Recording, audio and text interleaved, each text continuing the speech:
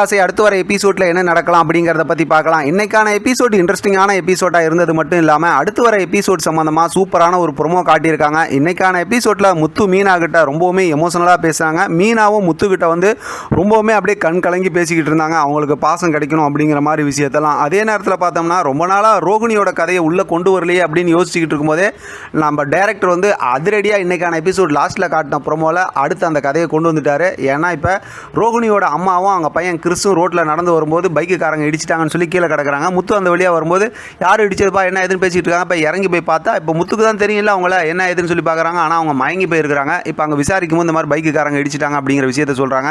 உடனே ஹாஸ்பிட்டல் கூப்பிடுங்க தூக்குங்க அப்படிங்கிற மாதிரி தூக்கிட்டு முத்து வந்து கிளம்புறாரு. இப்போ இவங்க ஹாஸ்பிட்டலில் இருக்காங்க அப்படிங்கும்போது ரோகிணிக்கு இந்த விஷயம் எப்படி தெரிய போகுது அப்படி இப்படின்னு சொல்லிட்டு ஒரு மாதிரி சஸ்பென்ஸாக கொண்டு போவாங்க. ஆனால் இப்போயே நம்ம சொல்கிறோம் அப்படிங்கிற மாதிரி கிடையாது.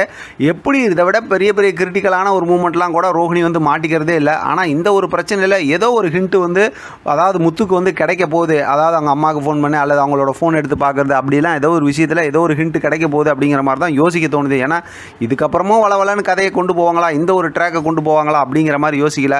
ஆனால் இந்த மாதிரி ஒரு சில விஷயம்லாம் தெரிஞ்சிச்சுனாவே எல்லாமே கதையே மாறி போயிடும். ஏன்னா ஏற்கனவே நம்ம அந்த விஷயத்தை கொஞ்சம் அப்படி ரிவர்ஸ் பண்ணி பார்த்தோம் அப்படின்னா இப்போ ரோகிணி மேலே மனோஜ் ரொம்ப பாசமாக இருக்கார். மனோஜ் வந்து ரோகிணிக்கு சப்போர்ட் பண்ணுறாரு அப்படிங்கும்போதே நான் 2 நாளைக்கு முன்னாடி இது சம்மந்தமாக பேசணும்னு நினச்சேன். ஆனால் நீங்களும் கெஸ் பண்ணியிருப்பீங்க எனக்கு முன்னாடியே.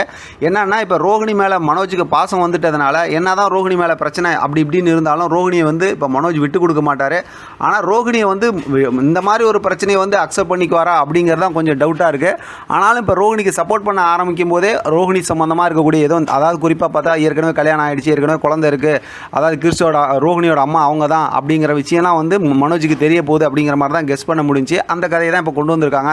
இது என்னமோ இன்றைக்கி கொண்டு வந்து நாளைக்கு இந்த விஷயத்தை ரிவ்யூ பண்ணுவாங்க அப்படிங்கிற மாதிரிலாம் இல்லை. இது அடுத்தடுத்த வாரத்தில் வரதுக்கு வாய்ப்பு இருக்குது அப்படிங்கிற மாதிரி கெஸ் பண்ணதுனால தான் நான் எதுவும் இந்த சம்மந்தமாக பேசலை. எது எப்படியோ இந்த மாதிரி ஒரு ப்ரோமோ இன்றைக்கான எபிசோட் லாஸ்ட்டில் காட்டியிருக்கிறதுனால நாளைக்கான எபிசோடும் ரொம்ப இன்ட்ரெஸ்டிங்கான எபிசோடாக இருக்கும் அப்படிங்கிற மாதிரி தான் எதிர்பார்க்க முடியுது. வெயிட் பண்ணி பார்க்கலாம் அடுத்து எப்படி இன்ட்ரெஸ்டிங்காக நம்ம கதையை கொண்டு போகிறாங்க அப்படிங்கிறத தொடர்ந்து நம்ம பேசலாம். ஆதரவு கொடுங்க. இதை பற்றின உங்களோட கருத்து கமெண்ட் பாக்ஸில் தெரியப்படுத்துங்க. தொடர்ந்து ஆதரவு கொடுங்க. தேங்க்யூ ஃபார் வாட்சிங்.